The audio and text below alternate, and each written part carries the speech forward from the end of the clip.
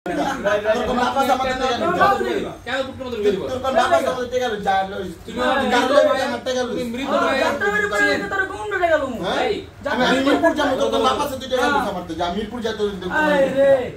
কথা হলো এই আমার কথা দাঁড়াও, তুমি কথা শেষ করতে দাও, কথা শেষ করো। তুমি বললো আর কি কি যে ঢুকবে আমার ঠিক দিলে কি যাত্রা বাড়ি আমি মিরপুরে যাম দেখো আমাদের টাকা তুমি কি নীলার পাওয়ার দেখাচ্ছ যাত্রা বাড়ি ভাই ভাই এরকম কথা ভাই কম মাথা দিকে চেহারা গেছে ওই চেহারা আমার তো তুই হাইটা তো দিয়ে করবি কে হাইটা তুই করছিস তুই হাইটা করছিস আমি তোর গায়ে হাত দিই তুমি ওর গেঞ্জি ছিঁড়ার সময় তুই এসব না তোর গায়ে আমি হাইটা করিস না হাত দিছিস এটা তো ফাইনাল মত হইছে আমার কথা হলো হাইটা কোনো দরকার নেই আচ্ছা আমার একটা কথা শোনো লেট মি ক্লিয়ার গেঞ্জি তুমি তার টাইমটা ছিড়ছো প্রথমে ভাই সাটা কয় ছিড়ছো ভাই এক মিনিট না তুমি এটা ছিড়ছো গেঞ্জি করছিস আমার সাটা দিয়ে ছিড়ছো তুমি যখন ছিড়ছো তখন কৌশলে তুমি এটা ছিড়ে এমন করে ভরে ফেলছো এইটা বুঝছো আমি এটা সকালবেলা গাড়ি ডাইরেক্ট তন্ন করে খুঁজছি সেখানে চেন ছিল না, চেন না থাকার কারণ হলো তুমি যে এমন করে এমন করছো, এই যে এমন করে এমন, এই যে এই দেখো এমন তুমি যে এমন করে এমন করছো, এটা কতটুকু সত্য? এই মোবাইল দাম 10,000 টাকা ও বলছে আমাকে, এখন ওর থেকে পাই আমরা 13,090 টাকা। আমারটা তোমার হলো 10,000 টাকা, তুমি তাহলে এটা ওরে দিয়ে দাও। 10,000 না 5,000 টাকা গুলো তুমি কি এটা আসার মারবা ওর মতো ল দে দেন দেন লো আচ্ছা এটা আমার জমা থাকলো, এটা আমার জমা থাকলো।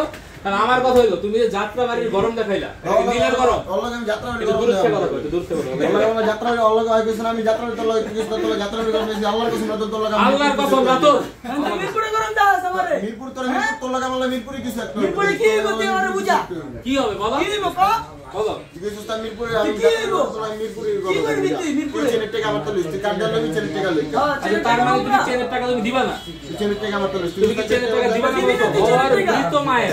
ওর মৃত মায়ের চেন তুমি আমারটা দেওয়া হয় না। এটা তো কথা ওই চেনটা মনে কর কোন বিপদ নিব তাই না একটা ইওর ভিতরে চেইনটা নাই হয়ে গেছে যে আতাতে এটা তুমি টাঙ্গিয়ে ছিটা এমন করছো।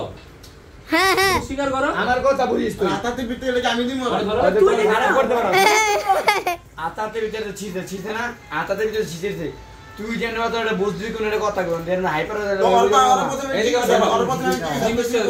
এটা হারাই গেছে কি করব আর প্রথমে না তুমি আর মৃত মায়ের সম্পদ নষ্ট করবে না। আরে সবচেয়ে সবাই একটা কথা কইবো এটার মার লাস্ট আবার বুঝে প্রথমে আমি কইছি তার মানে কি তুমি এখন চেন কিনা দিবা না রে? তুই চেন দিবি না আমার আর মার লাস্ট সম্বল ওর মার লাশ সম্বল, একটা মৃত মানুষ মারা গেছে, তার গলার তার ছেলেকে গলা একটা রূপার চেন দিছিল, গাড়ির মধ্যে মারামারি করা অবস্থায় লাইভে যামু হ্যাঁ বলো ভাই লাইভে যামু না লাইভে না, তুমি এমনি বলো আমি শুনতে পাচ্ছি। তো গাইস তোমার আগে তোমার আগে লাগতো তো গাইস গত 3 দিন আগে আমাদের এখানে এই যে মাল খরের জন্য একটা গ্যাঞ্জাম হইছিল, তো এই গ্যাঞ্জামের ভিতরে এই যে দেখুন এই নিকৃষ্ট ছেলেটা, ঠিক আছে এই নিকৃষ্ট ছেলেটার তার মা লাস্ট ছিড়ি ছিল, তার একটা মাত্র গলার চেন রূপার চেন ছিল এইখানে ছিল সেইটা তারা হাতাহাতি করে খেয়ে দিয়েছে ঠিক খেয়ে দিয়েছে। এখন বলুন গাইস কি করা উচিত এই ছেলেটাকে? হ্যালো বন্ধুরা, সবাই কে এখান থেকে দেখতেছেন আমাদেরকে জানাবেন। এটা একটা গুরুত্বপূর্ণ বিষয় নিয়ে আপনাদের সাথে আমরা শেয়ার করছি। এই যে আমার ভাই, এই ভাইটি, আমরা এখন লাইভে আছি বন্ধুরা, এই যে লাইভ, এই যে দেখেন আমরা একটা অফিসে আসছি, আমারে কি দেয় এবার আচ্ছা আমরা একটা অফিসে আসছি, এই অফিসের নাম হলো সাইবির ট্যাটু রিমুভ সেন্টার। এখানে কোনো ধরনের ট্যাটু করা হয় না, শুধুমাত্র ট্যাটু রিমুভ করা হয়। আর এই ট্যাটুটা আজকে আমরা রিমুভ করব, কিন্তু কথা হলো যেটা ভাই লাইভে লোক আচ্ছা যাই হোক, আচ্ছা তোমার কি সমস্যা? আমার রূপার চেন আর এসে যেটা ঘরে পাস করি কে দিয়েছিল তোমাকে? আমার আম্মু দিছিল। তোমার মা মারা গিয়েছে কতদিন হয়? মারা গেছে 4 বছর। ওই তোমার মার শেষ সম্বল ছিল এটা? জি। নাউজুবিল্লাহ, এটা কিভাবে হয়েছে? ঘটনার আবার একটু শর্টকাটে তুলে দাও। সব শর্টকাটে আর কি শর্টকাটে বলতে আমি গাড়ির পিছে বসেছিলাম আর হুদাই আমার টাইম না আমার চেন ছিঁড়া লইছে কি ওই চেনটা তো পরবর্তীতে ইয়েতে পাওয়া যায় নাই, গাড়িতেও পাই নাই, রাস্তাও পাই নাই, কোনো জায়গায় পাই নাই। মানে এই ছেলেটা, এই যে এই সুন্দর ছেলেটা আমার সাথে যেটা, এই ছেলেটার কাজ এটা তুমি বলতে যাচ্ছ? হ্যাঁ কিন্তু আমার কেমন জানি মনে হয় জানো যে এটা একটা বিশাল একটা অ্যাক্সিডেন্ট হয়েছে।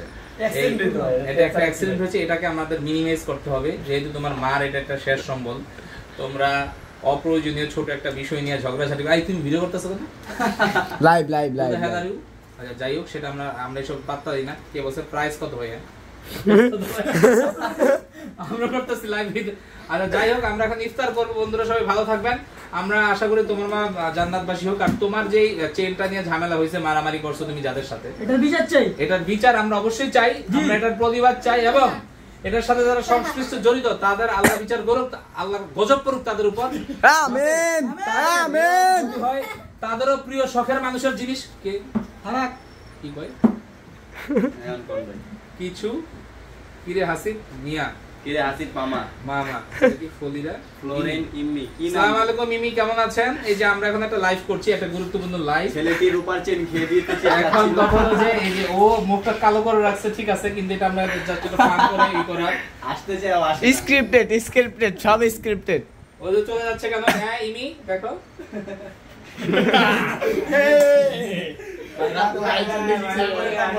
চোখ দিয়ে পানি পড়ে। কথা তোমার চোখ দিয়ে পানি পড়তেছে কেন হাসি? ওর বুকে অনেক কষ্ট হবে। আপনি আপনার ওর হাতটা আপনি হাতটা ওর বুকে তো সরান ভাই, ও বুকে অনেক কষ্ট পাইছে ভাই। আমার কথা হলো আমাদের এখন একটা গুরুত্বপূর্ণ লাইভ হচ্ছে, আমরা কেউ দুষ্টামি না করি। কথা হলো যেটা এখানে একটা বিষয় হয়েছে। কি আসছে? কি রে কি রে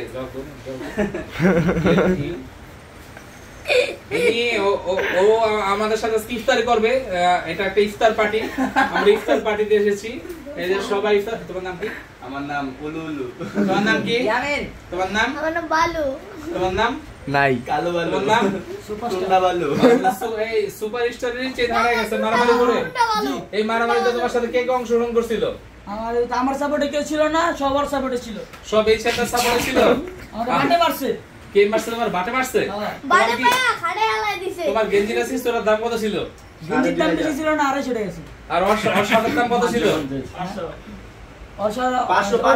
আমি জানি না। ওর শার্টের দাম কত ছিল? আমার শার্টটা গাইস, ও আমার শার্ট পরে ছিঁড়ে ফেলছে। এটা আমি সম্পূর্ণ বিচার চাই, আমার বিচার চাই, আমার শার্ট লাগবে। আমরা ওই বিচার চাই। রোজা রমজানের দিন আমরা সবাই মানে রোজাদার মানুষ, আমাদের এখন আমরা মানে রোজা রাখছি। রোজা রাখা অবস্থায় আমাদেরকে এভাবে কষ্ট দেওয়া, নিপীড়ন করা, এটা সৃষ্টিকর্তার কাছে আমরা এর বিচার দেই, যাতে সৃষ্টিকর্তা এর সঠিক একটা বিচার দেয় নাকি? পাগলের মতো ব্যাক ব্যাক না ভাই। এটা দেন লাইভে 9 জন ভিউজ হয়ে গেছে, পরে 2000 ভিউজ হয়ে যাবে।